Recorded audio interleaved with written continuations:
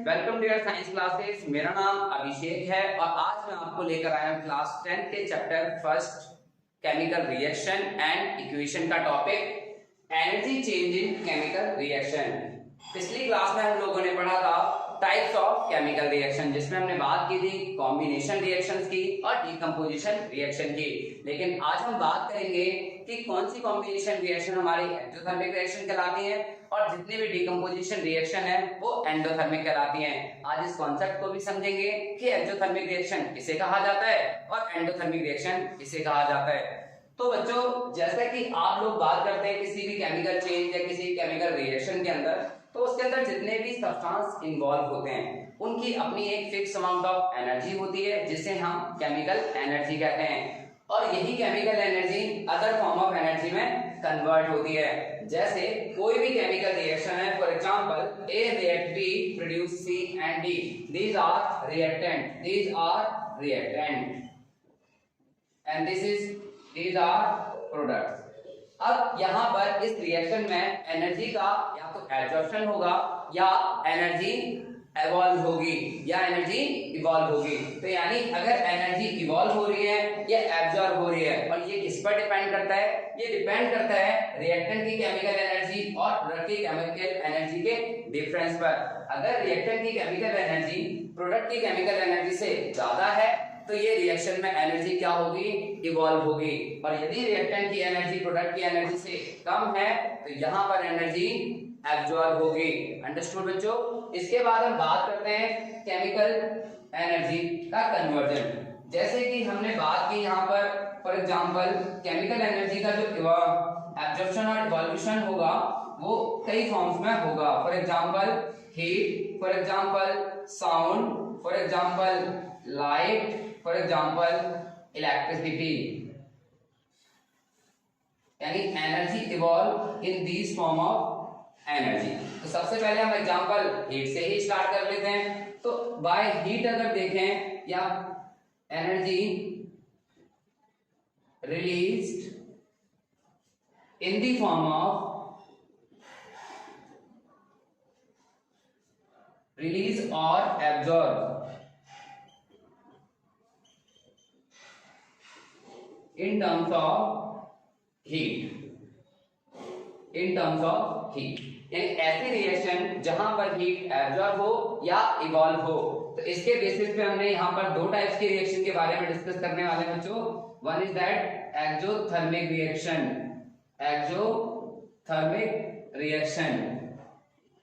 And second endothermic reaction. तो बच्चों, किसे एंडोथर्मिक कहा जाता है और किसे एक्सोथर्मिक रिएक्शन कहा जाता है, तो ये हम चेक कर लेते हैं बच्चों। एक्सोथर्मिक, नाम में ही पता लग रहा है एग्जिट, यानी एक्सोथर्मिक रिएक्शन किसे कहा जाएगा? ऐसी केमिकल रिएक्शन जहां पर एनर्जी रिलीज हो रही हो along with the formation of product, and that is called exothermic reaction. तो हम इसको डिफाइन कर लेते हैं बच्चों। Such chemical reaction in which heat is released along with the formation of product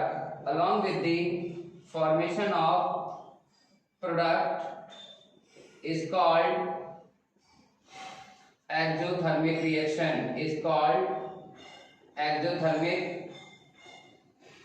reaction. यानी कोई भी केमिकल रिएक्शन होगी, फॉर एग्जांपल अगर मान लीजिए दिस इज अ रिएक्टेंट और ये हमारे प्रोडक्ट बना रहे हैं और प्रोडक्ट के साथ एनर्जी रिलीज हो रही है, ऐसी रिएक्शन को हम लोग एक्सोथर्मिक रिएक्शन बोलते हैं बच्चों। कैसी रिएक्शन बोलते हैं? Exothermic reaction. अब इसमें और भी हम एग्जांपल देख लेते हैं। अगर हमारी प्रोडक्ट की एनर्जी और रिएक्टेंट की एनर्जी का डिफरेंस देखना होगा हम लोगों को, तो यहाँ पर हम देखते हैं, देखो एनर्जी किसी भी केमिकल रिएक्शन में बॉन्ड को ब्रेक करने के लिए एनर्जी रिक्वायर होती है और बॉन्ड बनाने के लिए, बॉन्ड जब बनते हैं तो एनर्जी रिलीज होती है। तो यहाँ पर हम देखते हैं कि जो रिएक्टेंट की एनर्जी है वो प्रोडक्ट की एनर्जी से ज्यादा है, और जब प्रोडक्ट्स बनते हैं तो वो रिएक्टेंट की एनर्जी हीट की फॉर्म में इवॉल्व होती है। जैसे कि एग्जांपल के तौर पे लिखा जाए, all combustion reaction are exothermic reaction, all combustion reaction are exothermic reaction. For example, burning of coal, natural gas, these are the example of exothermic reaction. तो बात करते हैं और एग्जांपल की, आप लोग इसका स्क्रीनशॉट ले लीजिए।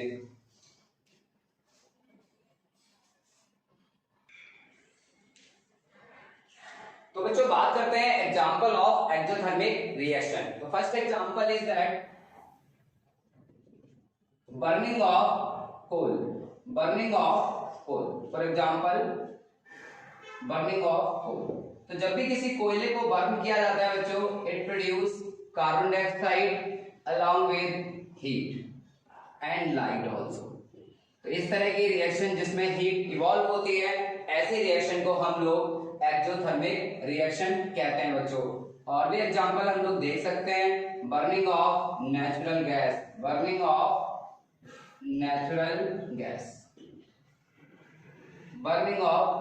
गैस जैसे मीथेन को अगर आप ऑक्सीजन की प्रेजेंस में बर्न करते हैं तो ये कन्वर्ट हो जाता है carbon dioxide and water vapours to H2O and it release heat and which used as a fuel. Next हमारा है फॉर्मेशन ऑफ स्लैक लाइन या लाइन वाटर भी आप लोग इसे बोल सकते हैं। It is the formation of slack line. जैसे कि कैल्शियम ऑक्साइड को अगर आप वाटर से रिएक्ट करते हैं, it form calcium hydroxide and release heat and it produce heat, so that this is called exothermic reaction. और भी हम एक्सोथर्मिक रिएक्शन अपने डेली लाइफ में भी देखते हैं, जैसे respiration is an exothermic reaction. Respiration is an exothermic reaction. अब इस रिएक्शन को एक्सोथर्मिक क्यों कहा जाता है? क्योंकि इस रिएक्शन में ग्लूकोज का ऑक्सीडेशन होता है और एनर्जी रिलीज होती है। तो यहाँ पर हम क्या देखते हैं कि जो भी हम फूड खाते हैं उस फूड के अंदर कार्बोहाइड्रेट है और कार्बोहाइड्रेट ग्लूकोज में टूटता है, oxidation of glucose and release energy like that. जो भी ग्लूकोज है हमारा C6H12O6 और हम इसका ऑक्सीडेशन करते हैं, यानी ये ऑक्सीडाइज होता है, बर्न होता है 6O2 molecule and it produce 6CO2, 6H2O and energy in the form of ATP molecules. तो ऐसी रिएक्शन जिसमें एनर्जी रिलीज होती हो, ऐसी रिएक्शन को हम लोग एक्सोथर्मिक रिएक्शन भी कहते हैं बच्चों। नेक्स्ट एग्जांपल हम लोग दे सकते हैं, decomposition of vegetable matter into compost. Decomposition of vegetable matter into compost. किसी भी वेजिटेबल मैटर से डिकम्पोज होने पर इनटू कंपोस्ट, तो कंपोस्टिंग का होना ही आपका एक्सोथर्मिक रिएक्शन भी कहलाता है। और ये कई बार एग्जाम में पूछा भी जाता है बच्चों कि कौन सी decomposition of vegetable matter into compost, which type of reaction, endothermic और exothermic. Your answer is that exothermic reaction. तो अब हम बात करेंगे एंडोथर्मिक रिएक्शंस की, आप लोग नोट कर लीजिए।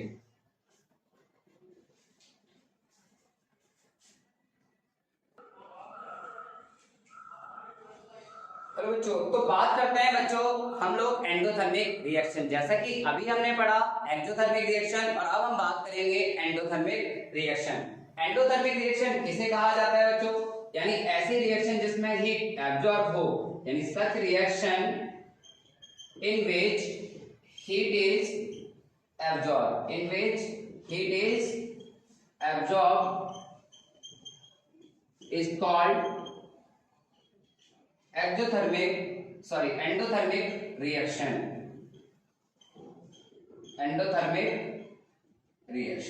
यानी ऐसी रिएक्शन जिसमें हीट क्या होती हो, एब्जॉर्ब होती हो, यानी रिएक्टेंट हीट एब्जॉर्ब करेगा और क्या बनाएगा, प्रोडक्ट बनाएगा।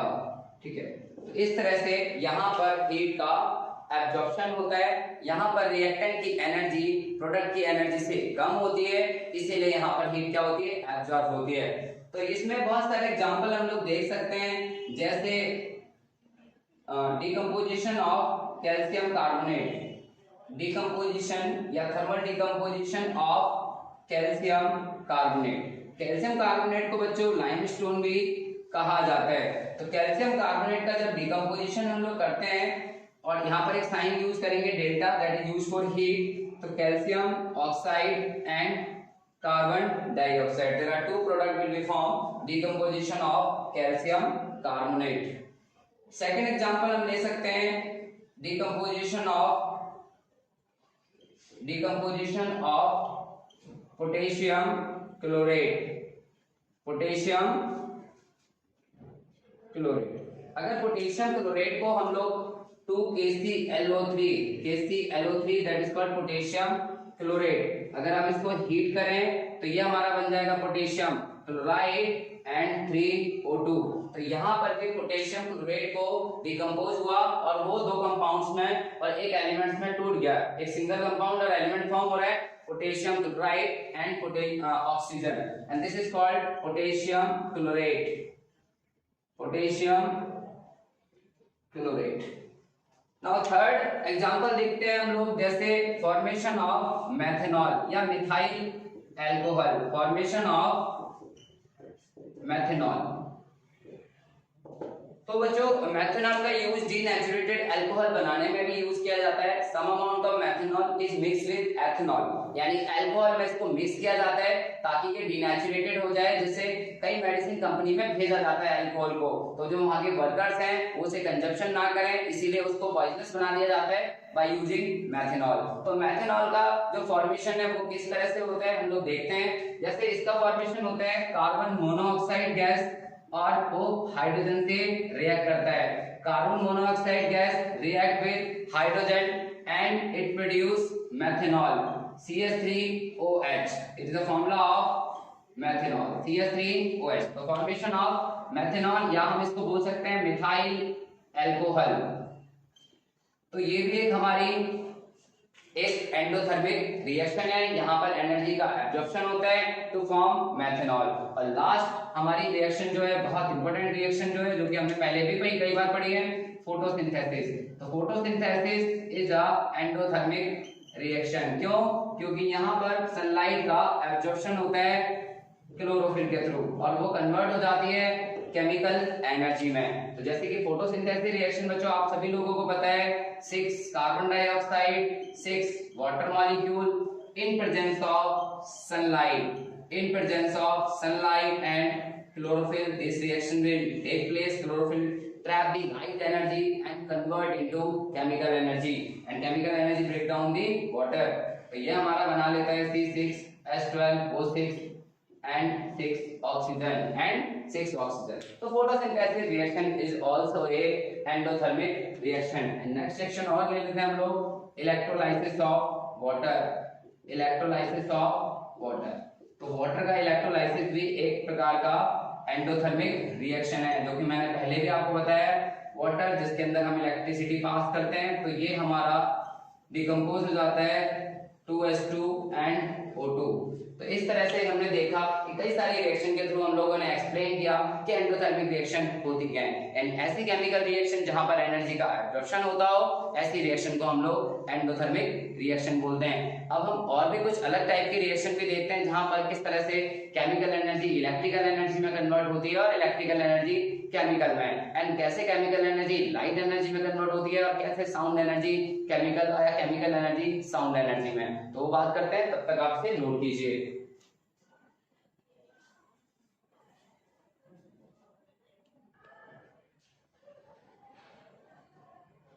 तो बच्चों बात करते हैं अब कुछ अदर केमिकल कन्वर्जन की कि किस तरह से केमिकल एनर्जी इलेक्ट्रिकल एनर्जी में कन्वर्ट होती है। अभी तक हमने सीखा कि कैसे केमिकल रिएक्शन में हीट का एब्जॉर्प्शन और इवोल्यूशन होता है, और अगर हीट एब्जॉर्ब होती है उन रिएक्शन को हम लोग क्या बोलते हैं, और जिसमें हीट इवॉल्व होती है उन रिएक्शन को हम लोग क्या बोलते हैं। तो जैसे कि अभी हमने बात की एक्सोथर्मिक और एंडोथर्मिक रिएक्शन की, अब हम बात करेंगे कुछ अदर एग्जांपल जैसे कि इलेक्ट्रोकेमिकल रिएक्शन। इलेक्ट्रोकेमिकल रिएक्शन, अब इलेक्ट्रोकेमिकल रिएक्शन में आप लोग बात करते हैं conversion of chemical energy into electrical energy. यहां पर हम लोग बात करने वाले हैं केमिकल एनर्जी का कन्वर्जन होता है इलेक्ट्रिकल एनर्जी में। क्या आप मुझे कुछ एग्जांपल बता सकते हैं जिसमें केमिकल एनर्जी इलेक्ट्रिकल एनर्जी में कन्वर्ट हो? जैसे कि आपकी टॉर्च में जो सेल होते हैं उनके अंदर जो एनर्जी होती है वो केमिकल एनर्जी की फॉर्म में स्टोर होती है, और वही केमिकल एनर्जी इलेक्ट्रिकल एनर्जी में कन्वर्ट हो जाती है। और भी हमारे कुछ जैसे हमारे नेचर में कुछ ऐसे एनिमल्स होते हैं जैसे इलेक्ट्रिक ईल। इलेक्ट्रिक ईल एक ऐसी फिश है जो इलेक्ट्रिक फील्ड जनरेट करती है, इलेक्ट्रिक ईल। और सबसे ज्यादा जैपिंग एबिलिटी जो है वो वर्ल्ड की फास्टेस्ट एबिलिटी इलेक्ट्रिक ईल की है। तो इलेक्ट्रिक ईल के अंदर कुछ ऐसे बायोकेमिकल प्रोसेस होते हैं जिसकी वजह से आयंस का फ्लो होता है और वो अपने चारों ओर इलेक्ट्रिक फील्ड जनरेट कर लेती है, और उस इलेक्ट्रिक फील्ड में आने पर कोई भी एनिमल की डेथ हो सकती है। तो इलेक्ट्रिक ईल भी क्या करती है कि उसके अंदर जो केमिकल एनर्जी है वो इलेक्ट्रिकल एनर्जी में कन्वर्ट हो जाता है। अगर हम इसका रिवर्स प्रोसेस देखें कि कैसे केमिकल एनर्जी इलेक्ट्रिकल में कन्वर्ट हो रही है और कैसे इलेक्ट्रिकल एनर्जी केमिकल में कन्वर्ट हो रही है, तो यहाँ पर हम बात करेंगे इलेक्ट्रिकल एनर्जी का कन्वर्जन केमिकल एनर्जी में। तो बच्चों आप लोगों ने देखा होगा कि बहुत सारे ऐसे मेटल होते हैं जो लेस रिएक्टिव होते हैं, और उनके अंदर से इंप्योरिटी को अलग करने के लिए कुछ स्पेशल प्रोसेस का यूज किया जाता है, जैसे कि रिफाइनिंग ऑफ मेटल या रिफाइनिंग ऑफ कॉपर मेटल। तो हम बोल सकते हैं in electrolytic refining of copper,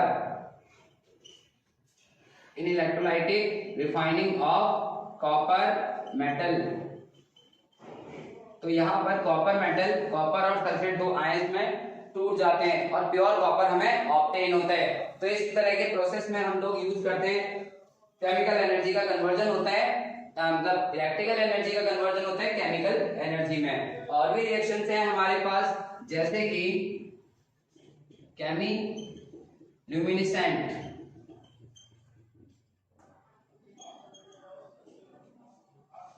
Chemiluminescent reaction. In this reaction, chemical energy convert into light energy. यहाँ पर आप लोग देखते हैं कि कैसे केमिकल एनर्जी लाइट एनर्जी में कन्वर्ट होती है। इस तरह से केमिकल एनर्जी का कन्वर्जन हो रहा है बच्चों लाइट एनर्जी में। जैसे कि आप लोगों ने कभी देखा होगा फायर क्रैकर्स, तो फायर क्रैकर्स के अंदर क्या होता है, केमिकल एनर्जी कन्वर्ट हो जाती है लाइट एनर्जी में। तो आप लोग यहाँ एग्जांपल लिख सकते हैं bursting of fire crackers, bursting of fire crackers या फायरवर्क्स। बहुत सारे ऐसे फायरवर्क्स होते हैं जहां पर केमिकल एनर्जी लाइट एनर्जी में कन्वर्ट हो जाती है। और भी हमारे इसमें कई एग्जांपल और भी हैं जैसे bio luminescent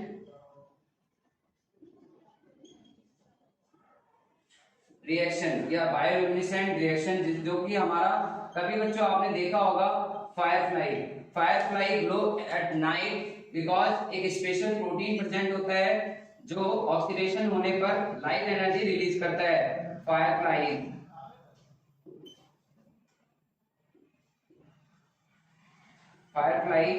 glow at night. तो यहाँ पर भी क्या होता है बच्चों, केमिकल एनर्जी लाइट एनर्जी में कन्वर्ट होती है। और अगर हम इसका रिवर्स प्रोसेस देखें तो हमने अभी जस्ट रिएक्शन पढ़ी केमिकल एनर्जी लाइट में, तो लाइट एनर्जी किस तरह से केमिकल एनर्जी में कन्वर्ट होती है, और उसका बेस्ट एग्जांपल है फोटोसिंथेसिस। लाइट एनर्जी का कन्वर्जन हो रहा है बच्चों फोटोसिंथेसिस प्रोसेस, फोटोसिंथेसिस प्रोसेस। तो एग्जांपल हम लोग लिख सकते हैं फोटोसिंथेसिस प्रोसेस। तो फोटोसिंथेसिस प्रोसेस में लाइट एनर्जी का कन्वर्जन हो रहा है केमिकल एनर्जी में। और अब हम बात करते हैं कैसे केमिकल एनर्जी साउंड एनर्जी में कन्वर्ट होती है और कैसे साउंड एनर्जी केमिकल एनर्जी में कन्वर्ट होती है। तो जैसे कि अभी हमने देखा कि केमिकल एनर्जी का लाइट के फॉर्म में इवॉल्व होना, इलेक्ट्रिसिटी के फॉर्म में इवॉल्व होना, और कैसे केमिकल एनर्जी साउंड के फॉर्म में भी इवॉल्व होती है, आप लोग नोट कर लीजिए।